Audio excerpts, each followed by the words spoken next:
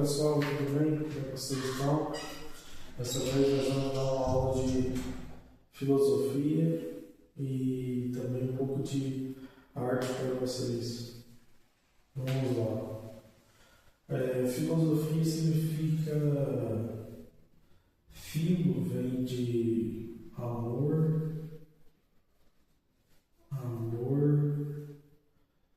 filosofia, amor à sabedoria.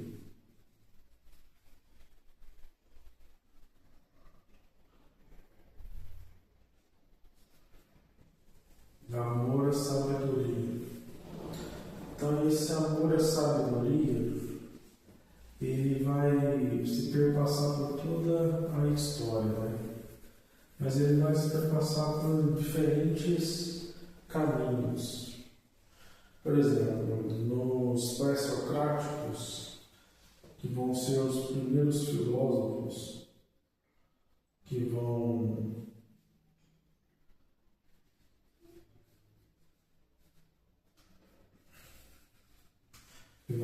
nos falar sobre a filosofia, eles vão nos falar sobre a filosofia, sobre a arqué de todas as coisas. Por quê?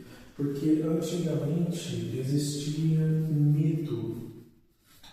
O mito era o que explicava a vida das pessoas, porque as pessoas elas se baseavam na cosmogonia.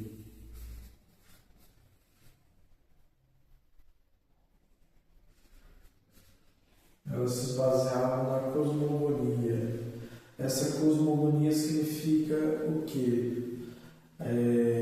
O cosmo, como o cosmo se formou, né?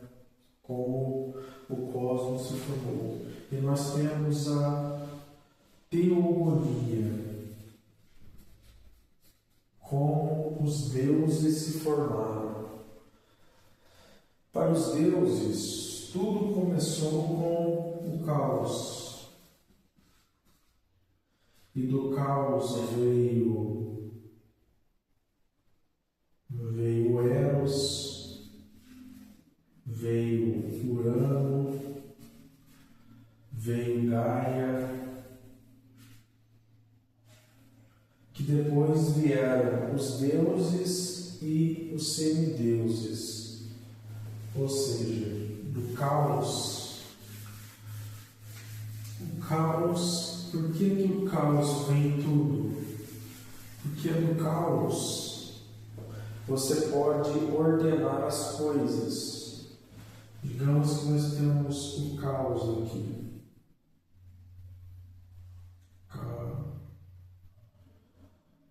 Caos. Digamos que nós temos o caos aqui.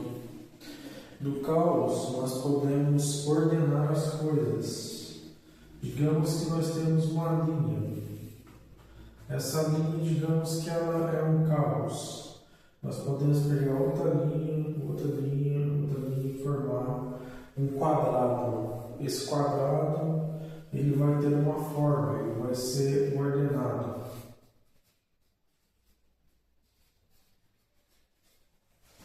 Então, no caos, nós podemos formar as coisas, nós podemos agrupar as coisas, nós podemos formar as coisas. Por isso que as coisas vêm do caos.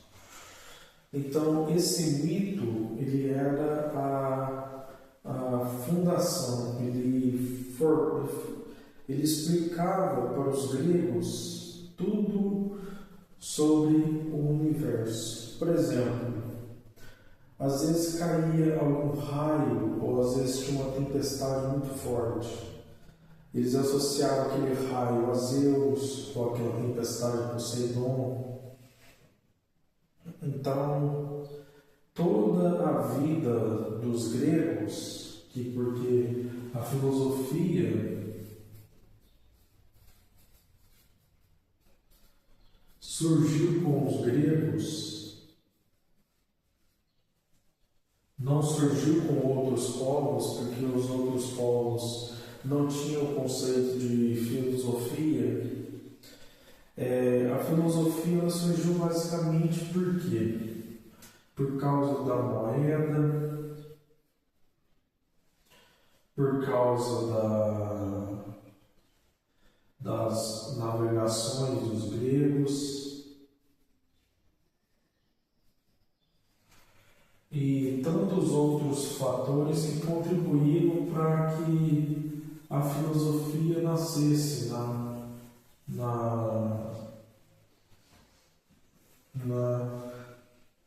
vida dos povos gregos. Mas a principal é a formação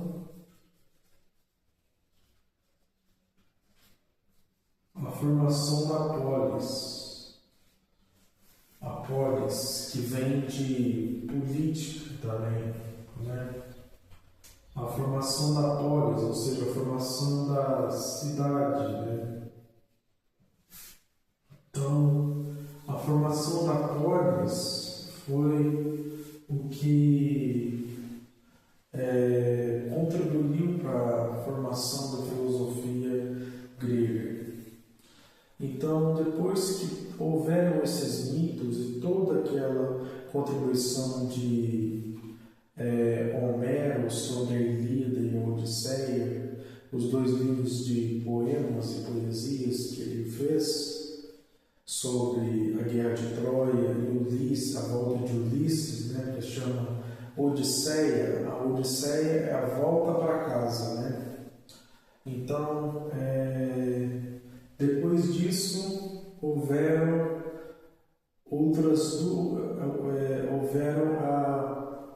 os primeiros filósofos, os pré-socráticos,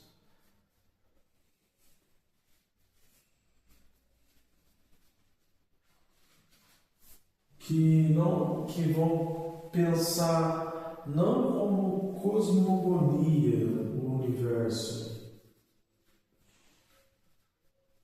mas como cosmologia. Eles vão começar a pensar no universo como cosmologia, com razão. Cosmologia também vem de cosmética, depois que vem de estética. Ou seja, tem muita coisa ligada, né? Então, os pré-socráticos, eles vão tentar entender a arqué de todas as coisas, mas não simplesmente falando que é a água, o ar, a terra, o fogo. É como se fosse uma observação da natureza, de como aqueles elementos eles funcionam na natureza e o porquê daqueles elementos, de como aqueles elementos eles funcionam na natureza. Então, Tales de Mileto,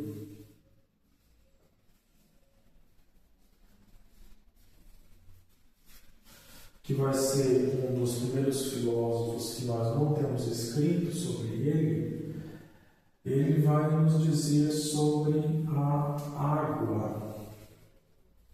Por que a água? Porque a água ela pode tanto fazer crescer uma planta, como fazer chover uma terra seca, como ela pode evaporar, então tem toda uma contribuição, né? Mas pense o seguinte, vamos pensar em termos alquímicos. A água ela tem a tendência de descer, o fogo tem a tendência de subir. A terra tem a tendência de descer e o ar tem a tendência de subir. Essa aqui é a roda de Sansara do universo. É a roda de Sansara do universo. Por quê? Porque um depende do outro, o elemento. Não que o fogo, a queimada que nós vemos por aí vai depender da natureza, né? Mas é uma roda de samsara. Por quê? Porque ao mesmo tempo que a água ela desce, ela vai subir, ao mesmo tempo que o ar ele desce, ele vai subir. Então um é o oposto do outro. E por um ser o oposto do outro, muitos filósofos vão dizer o quê? Que há uma disputa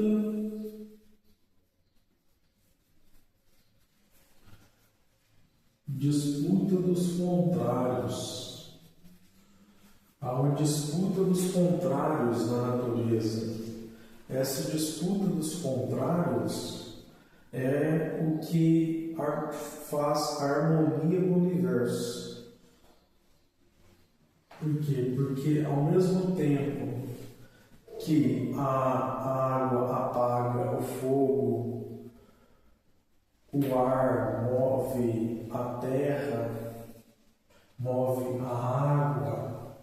Então aqui tem uma disputa de contrários na natureza. O amor e o ódio. O amor pode tanto melhorar o ódio, como o ódio pode piorar o amor.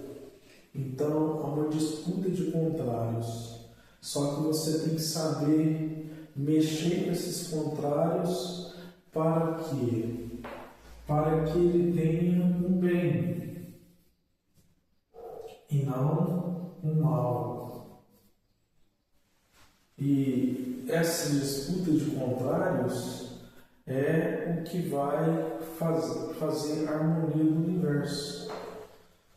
Por exemplo, quando um homem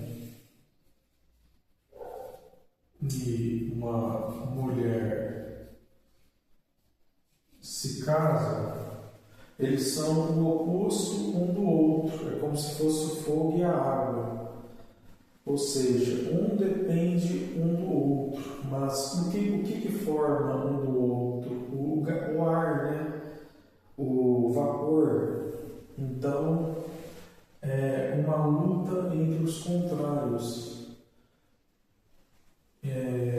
Só que essa luta entre os contrários pode fazer o quê? Pode fazer nascer outro homem, outra criança, ou outro homem, né? Depois. Então, é aí que existe essa luta dos contrários que nós tanto vemos por aí na política, na natureza, na vida em si, né? E depois desses pré-socráticos, muitos vão falar o quê? Que existe os pluralistas e os monistas. Os pluralistas, eles acreditam em vários elementos como a arqué de todas as coisas, como a formação de todas as coisas.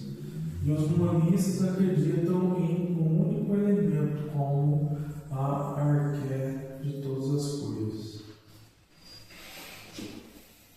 E esses pré-socráticos, eles são muito contrários um ao outro. Por exemplo, Demócrito acreditava que a arqué de todas as coisas é os átomos. Porque quando você pega uma coisa pequena, você vai dividindo, vai chegar um momento que ela vai ser indivisível. É aí que nós temos o conceito de átomo, que depois vai ser estudado lá no século XVIII, XIX, por Dalton, Thomson, Rutherford e Bohr. Então, todos esses conceitos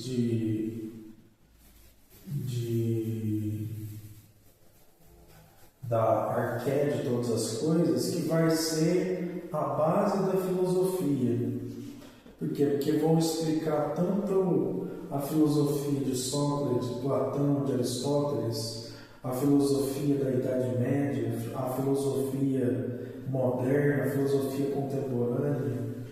Então, vamos passar agora para a filosofia de Sócrates, ou a filosofia dos sofistas também. Sofistas e Sócrates. Os sofistas eram aquelas pessoas que cobravam para ensinar, mas Sócrates ele usava um método que se chama maêutica. Ele usava um método que se chama maêutica e ironia. Por quê? Porque ele fazia uma pergunta para uma pessoa e aquela pessoa às vezes tinha que pensar, e responder aquela pergunta. E às vezes a pessoa respondia para Sócrates e ele fazia uma ironia. Aí depois a pessoa pensava e chegava ao conceito fundamental daquilo. Ou seja, ele fazia a pessoa pensar. Ele meio que fazia isso de irônico para que a pessoa pensasse no conceito, né? E então Sócrates ele vai ser a base da filosofia. Ele vai dizer que ele é um parteiro.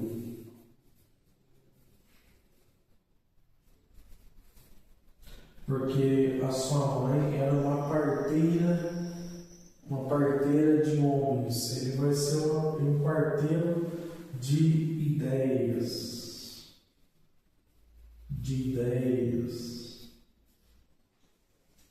Então, Sócrates, ele é um dos filósofos mais importantes na filosofia antiga, filosofia clássica, porque ele não escreveu livro nenhum, mas ele deixou a base, que é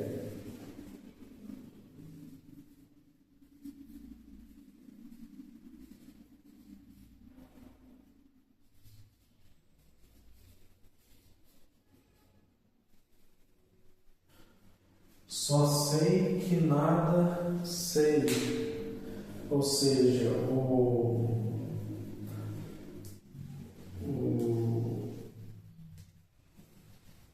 a pessoa que ficava no templo de Delfos falou que Sócrates era o homem mais sábio por ele ter dito essa frase: só sei que nada sei. Por quê? Porque quanto você mais sabe, menos você sabe. Porque você tem que ir estudando, e você menos sabe, né? Então você só sei que nada sei. Eu só sei que eu nada sei. Eu não sei nada, né? Então ele chega a essa conclusão. Agora, Platão era seu discípulo e escreveu muito sobre Sócrates no livro O Banquete, no livro A República, no livro Fedro.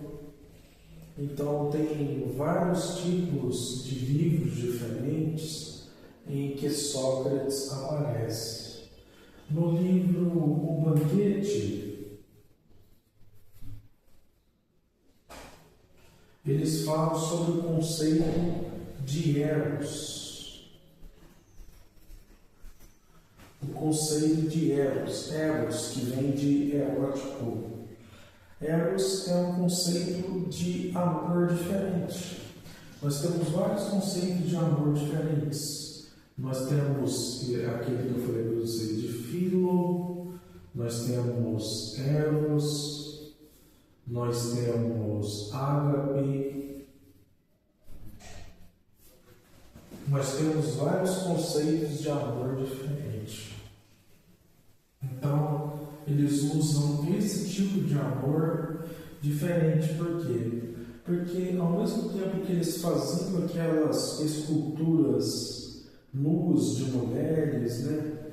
Então eles falavam muito sobre Eros, sobre a formação do amor, sobre a junção do amor, sobre o que o amor pode juntar, né?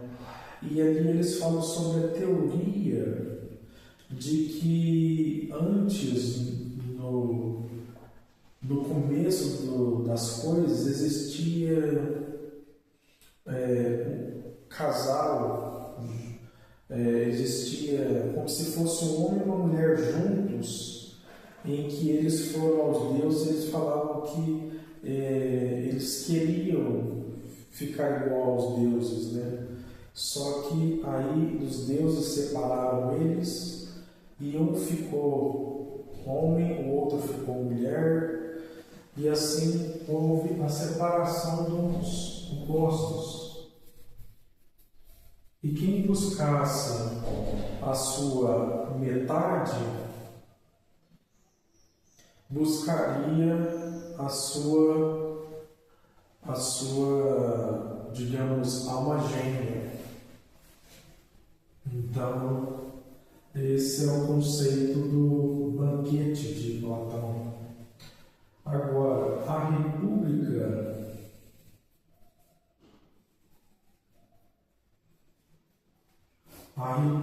de Platão é muito interessante, os diálogos. Por quê? Porque lá ele fala sobre o conceito da verdade, da poesia, da justiça, da polis, de como a polis ela pode ser organizada, que é a sofocracia.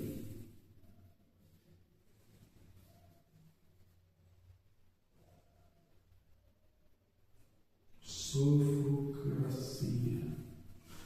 que é a polis ela ser governada por filósofos. Mas também na República nós podemos ver o conceito de poesia, ou o conceito de arte, o conceito de estética, que é o mundo das ideias de Platão, ou a caverna de Platão. Lá ele fala sobre o conceito de estética. A verdade é assim: eu tenho essa caneta.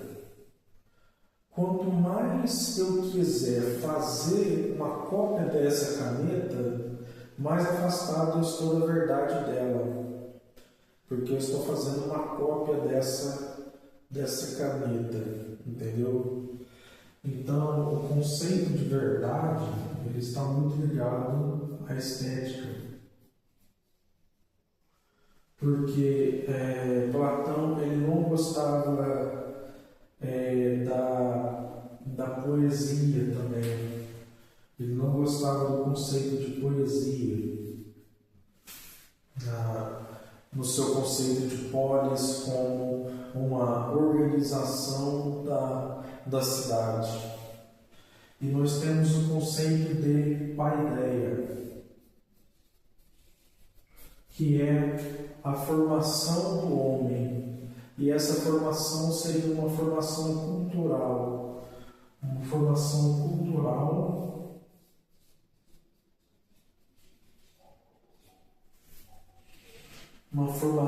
cultural essa paideia, que vem de educação. Então, a estética para Platão, ela está muito afastada da verdade do mundo das ideias.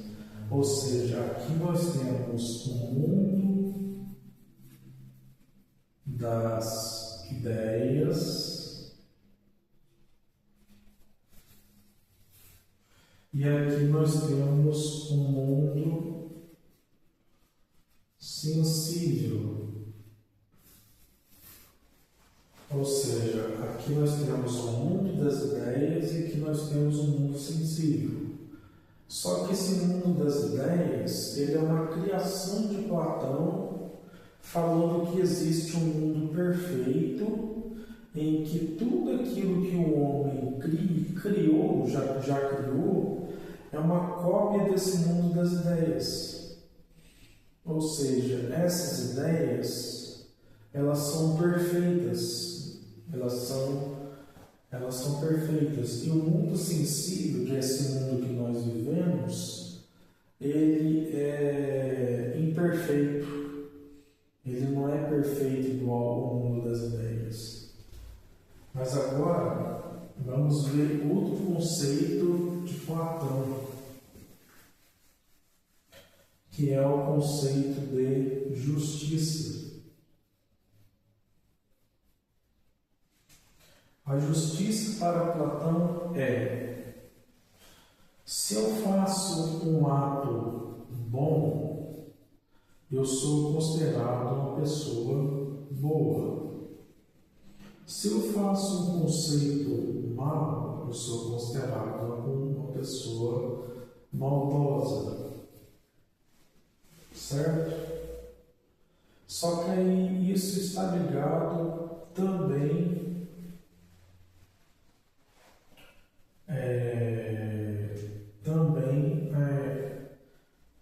a arte. A arte está aqui. A arte ela pode ser tanto boa quanto ruim, no sentido de que aquilo que eu vou fazer com aquela arte, né, é o que vai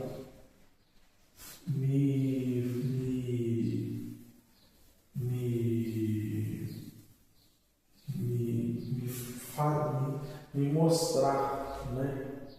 Ou seja, a arte ela é boa. Aí que vem o conceito de bondade, de agradável, de perfeição, de qualidade.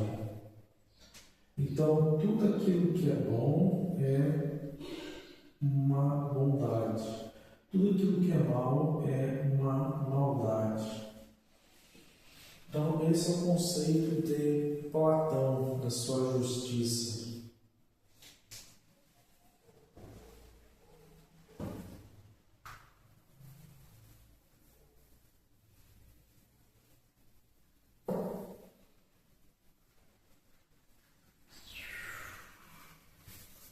Agora nós vamos ver a Aristóteles.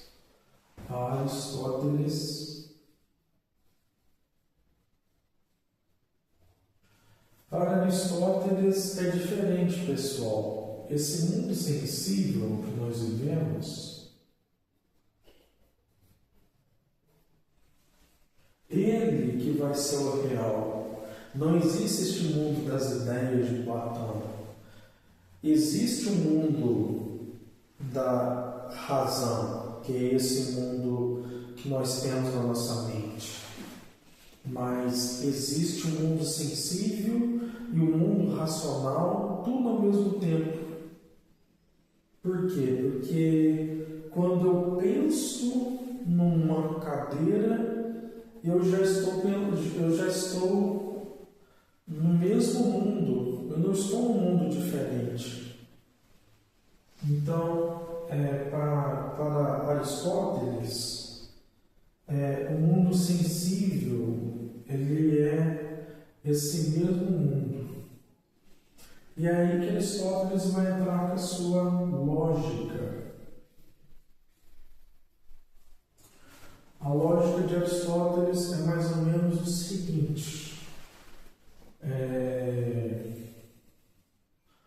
todos os homens são mortais. Logo, Sócrates é mortal. É mais ou menos uma coisa assim. Todos os homens são mortais, logo Sócrates é mortal. Ou seja, existe uma premissa, a primeira premissa, a premissa média e a conclusão.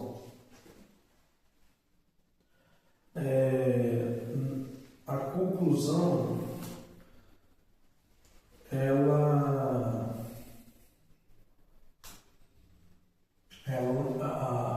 sempre tem que ter uma premissa média, mas essa premissa média, ela não pode estar misturada com as outras. Aí nós temos o silogismo de Platão.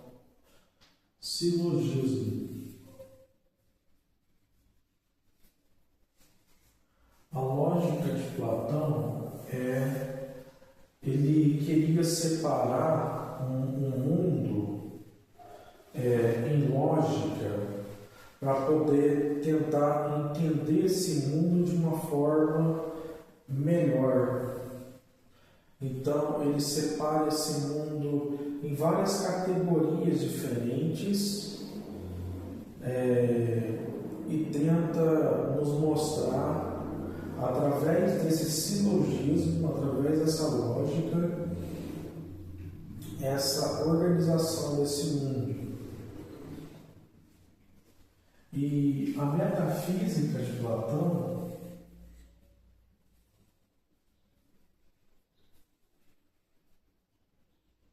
que é as coisas primeiras, ou além do físico, né? E depois nós temos a filosofia primeiro.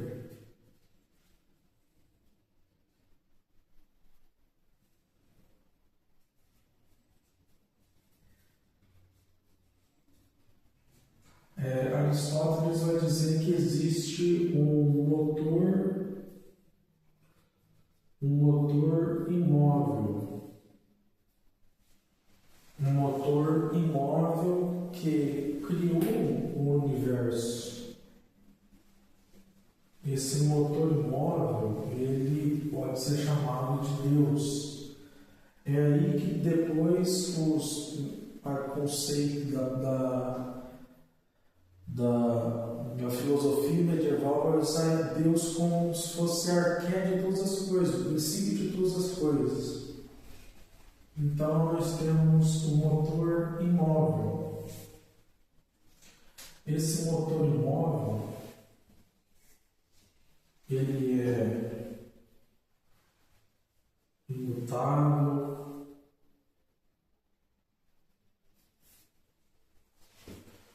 ele é necessário,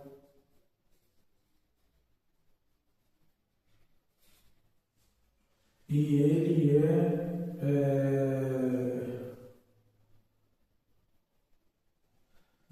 é não contingente.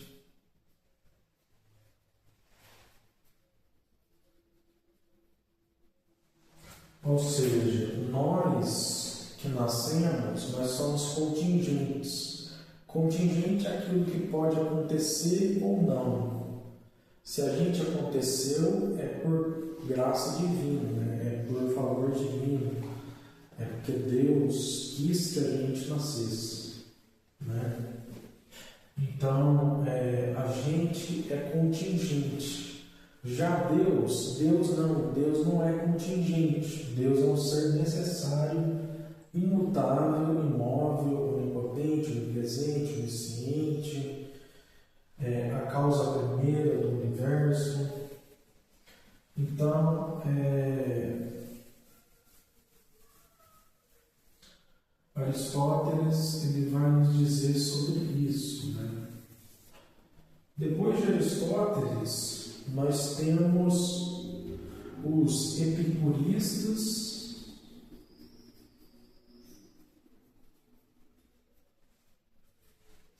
os cinistas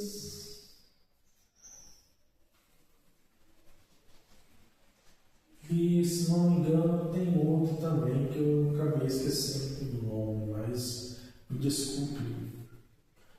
O epicurismo e o cinismo. Se não me engano, Diógenes de Laércio,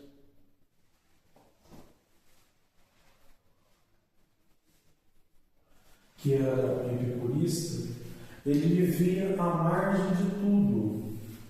Ele vivia como se fosse um mendigo. Para ele, as coisas assim não importavam muito se ele tinha uma roupa decente, se ele tinha mulheres, se ele tinha dinheiro. Até que apareceu Alexandre o Grande para conversar com ele. Isso talvez seja uma história, né? Ou talvez seja verdade.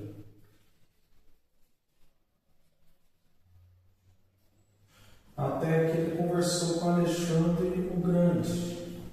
Aí o Diógenes fala para ele: sai da minha frente, você está atrapalhando o sol. Aí até que Alexandre o Grande diz que Diógenes era um grande, digamos assim, filósofo, né? Digamos assim, um grande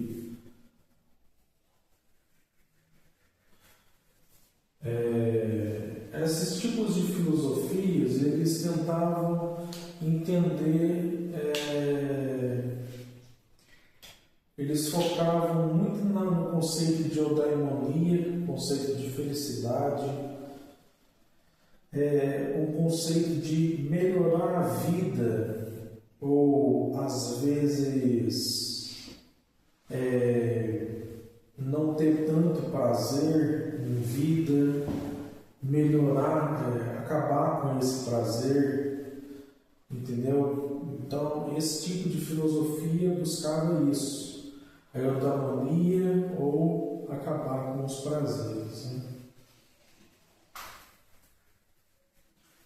Agora nós chegamos na filosofia da Idade Média.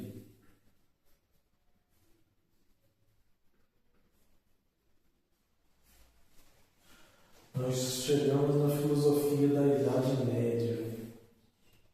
A filosofia da Idade Média ela começa basicamente com Santo Agostinho. Santo Agostinho ele criou um livro chamado Meditações.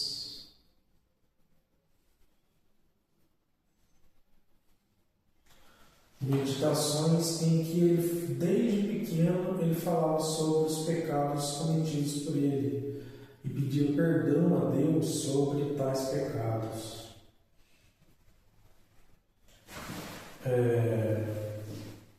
Só que Agostinho ele falou que nós só chegamos a Deus através da iluminação divina.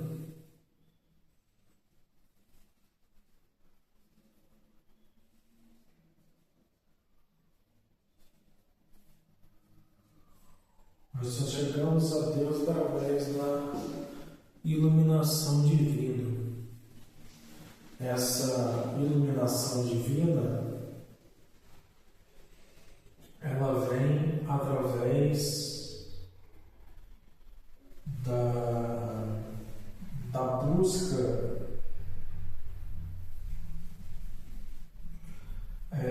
Santo Agostinho, ele era um santo que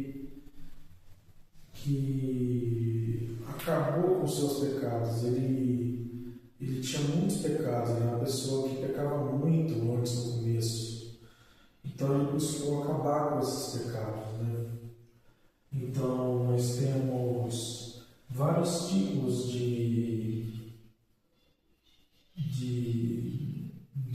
coisas assim que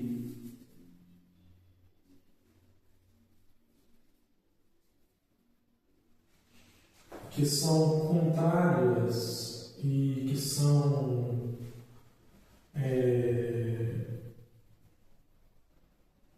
coisas que nós devemos buscar.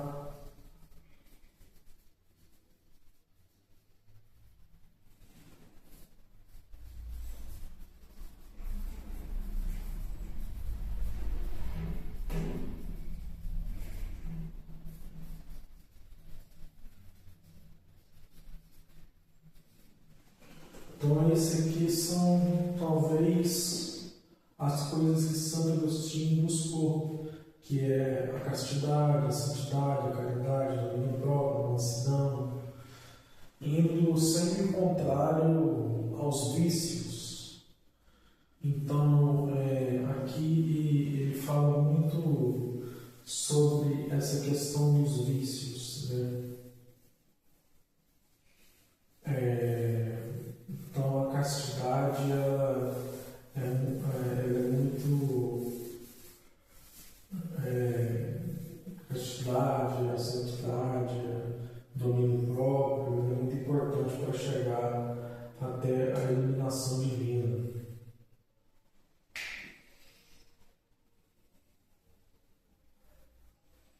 Depois nós temos a Avicena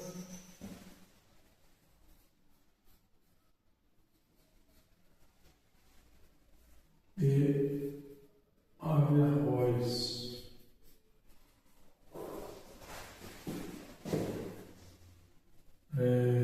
Avicena, ele foi um filósofo medieval que nos falou muito sobre Deus.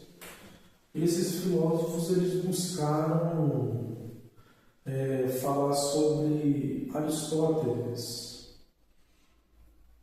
Então eles pegaram o livro de Aristóteles e deram uma mudada assim, na concepção do que Aristóteles falava.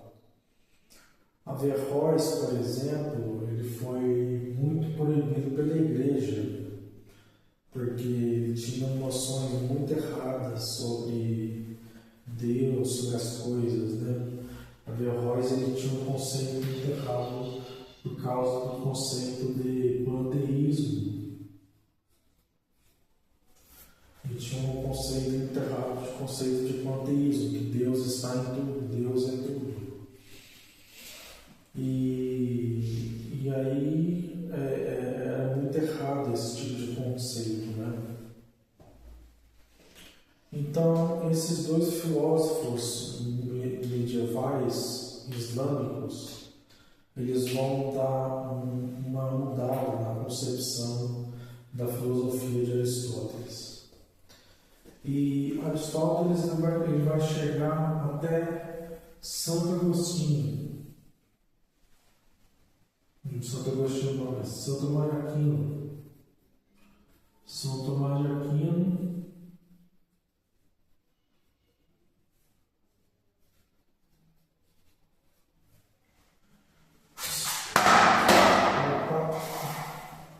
São Tomás de Aquino ele vai nos dizer sobre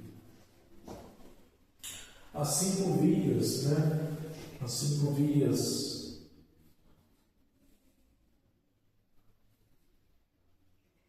as 5 vias sobre a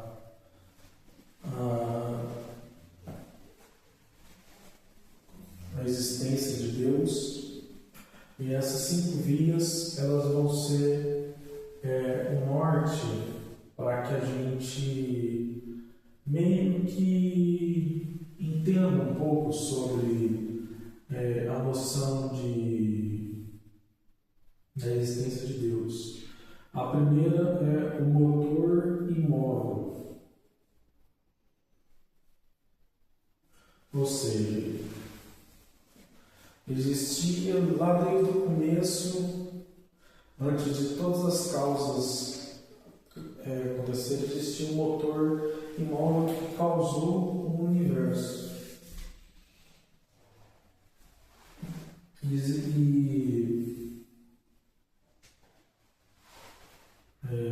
A próxima é sobre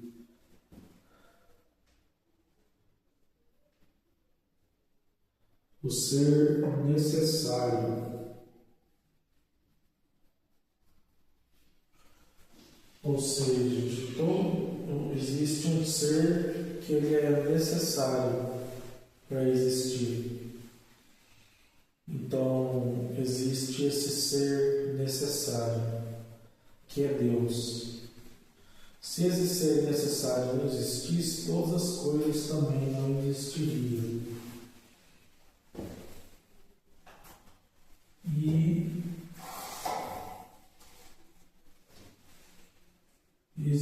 existe o ser contingente, que eu falei para vocês que era não contingente, que é o ser necessário. Então tem todas essas 5 vias de São Tomás de Aquino que ele elabora e tem a sua filosofia, que é dividida também entre essência e existência, ato e potência. O ato, a potência, é aquilo que ainda não aconteceu. O ato é aquilo que já aconteceu. Agora, a existência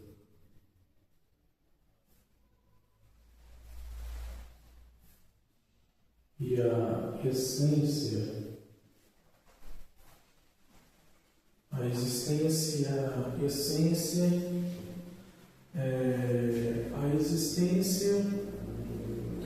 é aquilo que nós temos, né? A essência é aquilo que está dentro de nós. Agora, Santo Agostinho também vai falar sobre o conceito de alma.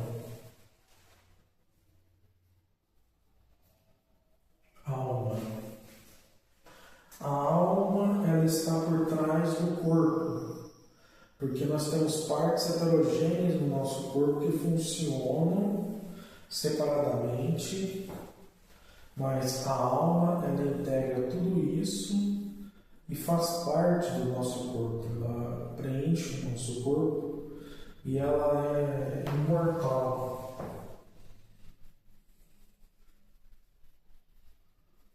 Enquanto o corpo é corruptível.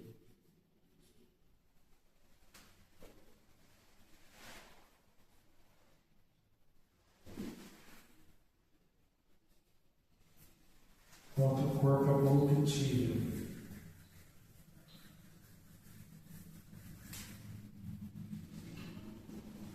Então é isso, pessoal. Essa aqui era a aula de hoje.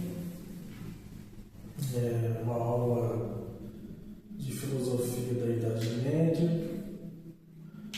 Depois nós temos toda aquela a formação do Estado inglês. Nós temos a formação do Estado inglês, e o Estado francês. Aí nós temos o Henrique VIII, que acaba aderindo à Igreja Anglicana, e nós temos Thomas More, que escreve seu livro Utopia, que acaba sendo morto. Uma utopia mesmo, porque ele até queria que as pessoas trabalhassem 6 horas por dia só. E nós temos também Thomas Hobbes, com seu Leviatã.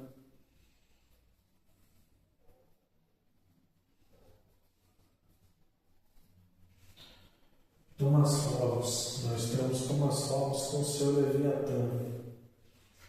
Nós temos também Maquiavel com o conceito do príncipe. O príncipe deve ser aquela pessoa dura, né? Aquela pessoa que não está,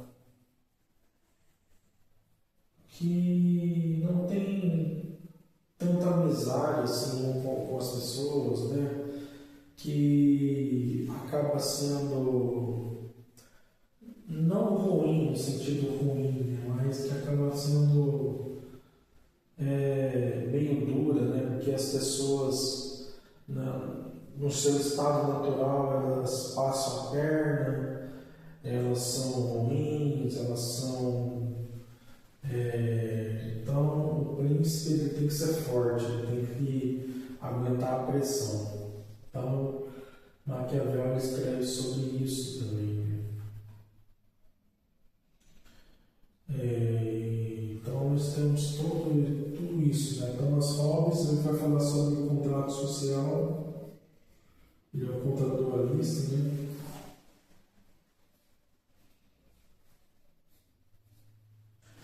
Ele vai falar sobre o contrato social. Esse contrato social, se eu não me engano, é você ceder o seu direito de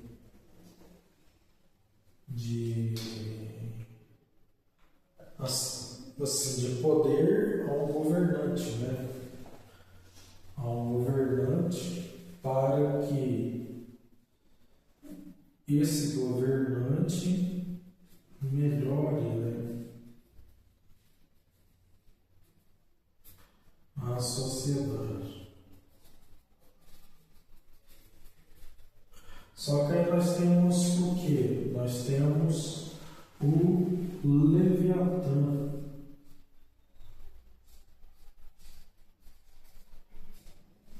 Que é esse estado todo bagunçado que nós vemos por aí, né?